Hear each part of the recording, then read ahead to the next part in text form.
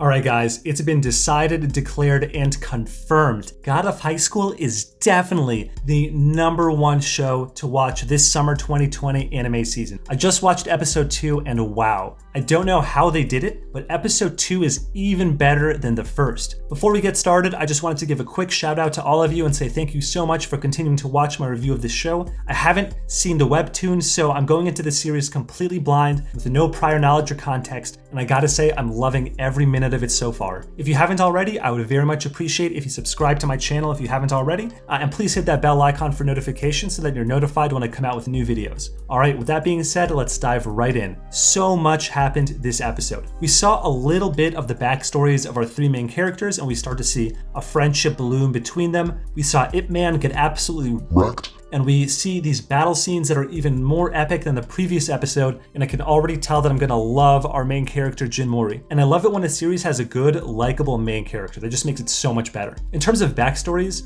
Jin Mori seems to have the simplest backstory out of all of our main protagonists. The dude is essentially Goku from Dragon Ball. He just wants to fight people and get stronger. And hey, honestly, this series made it work pretty well. I'm totally okay with that backstory. Day's backstory, now I don't know if I'm pronouncing his name correctly. The way they pronounce it seems a bit different than the way it's spelled. I'm just gonna call him Day. His backstory seems to be fairly common and relatable in anime. He's in it for the money, but obviously not just for greedy purposes. It looks like he needs that money to pay for the medical bills of somebody who he cares about who's in the hospital. And then Mira's backstory, I think, had the most detail this episode. She wants to essentially bring glory to her dojo and to find a successor, most important of all. I'm not sure why she herself can't be the successor. Maybe it's because she's a woman. Maybe it's because she don't got the skill. Or maybe, they'll cover it later in the series. Who knows?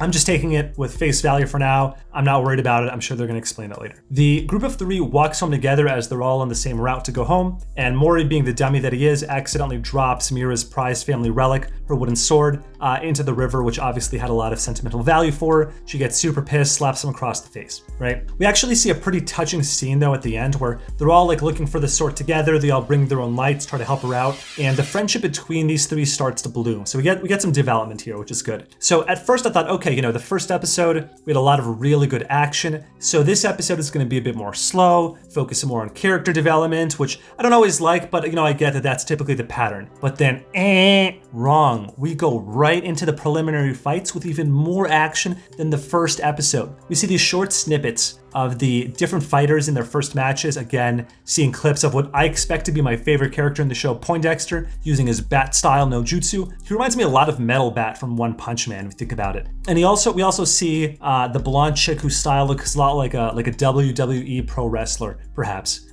We also see how the original fight at the end of episode 1 actually ended, with Mira coming up from behind Mori with his terrifying face and just snapping the dude's neck. So at first I thought that this was just for comedy value, but later we see that no, she actually broke the dude's neck. So this show does not play around. Luckily they have those nanobodies that can heal what looks like almost any injury, and when paired with a neck brace and a banana, Jin looks like he's good to go. So we're all good. No hard feelings. They're all best friends again. It's fine. And look, here's what I like so much about this series. The typical anime cadence that we see is a great episode filled with tons of action, and then 3 to 5 episodes that are slow and focus only on character development to get you more invested in the characters before we see another action episode, so that when the characters get hurt or when there's an emotional scene, we actually care about them because of that character development. Or when those 3 to 5 episodes are focused on one of my most hated archetypes in anime, festival arcs. I'm looking at you, My Hero Academia. And all this does is make you think, damn, I have to wait a whole nother week to see another episode. Hopefully next week we get an actual good episode like we've seen before, because this week was just an absolute wash. I just hate that feeling. And this show just slams that myth that you have to do that right into the dirt. It takes this completely different,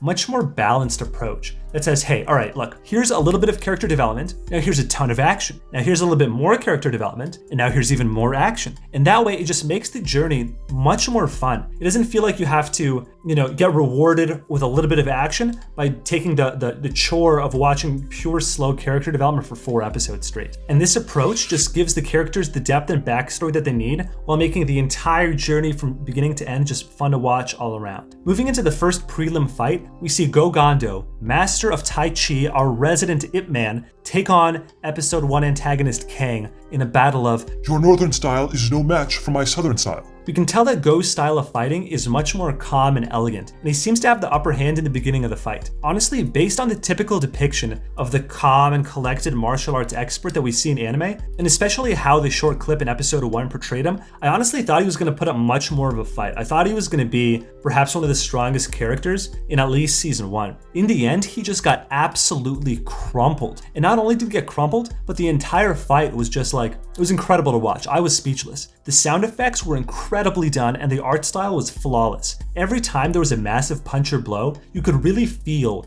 and really absorb just how powerful and deadly each hit and strike was. And in the best scene in the series so far, right before Kang was going to deliver the coup de grace to go and just wipe the floor with him completely, Mori just shows up like a deity answering a prayer for help and just starts kicking the absolute crap out of Kang, sending the dude flying. I'm getting a bit nervous as, it looks like they try to stop the fight and potentially remove Mori from the tournament for interfering in the fight, which looks like a grave offense. But luckily they were able to finish the fight anyway, with Mori just curb stomping Kang into the arena and completely shattering it. Mori then gets restrained by this new character, Park Mujan, who was shown at the beginning of the episode, and if I'm not mistaken, also looks like the same guy who blew up that island in the first episode. Apart from him being the head of the entire tournament, I don't really know what this guy's story is, but I think most definitely he's going to be one of the main villains or antagonists, just based on how he looks. Like with that scar in the middle of his head and his horn-like bangs from his hair, like no doubt about it, this guy's the villain. The show isn't even apologizing for making it obvious, and again, I don't care because everything else about this show is just flawless. They don't waste time with unnecessary diddle-daddling. They're like, all right, here's the villain. He's super strong, let's move on. And that cliffhanger there brings us to the end of episode 2. Let that sink in. Episode 2. We are only 2 episodes in, and this show has already made so much noise, and rightfully so. Everything about this show is incredible, and webtoons are taking the world by storm one season after the next. The only thing that I find weird about this show is that everybody has a red nose. It might just be an animation style to try and add depth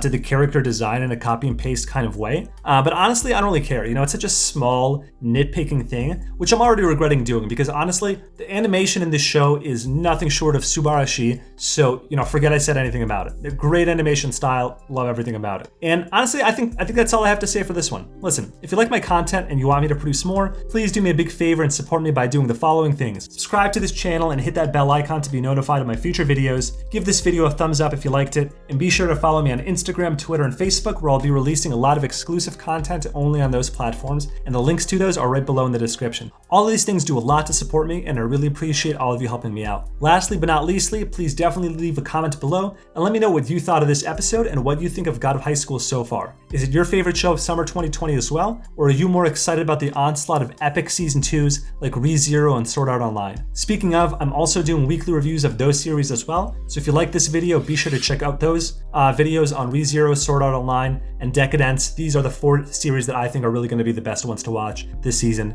so if you're interested, give them a look as well. Thanks again for all the love. I'm Alex Sovereign, and I'll see you in the next one.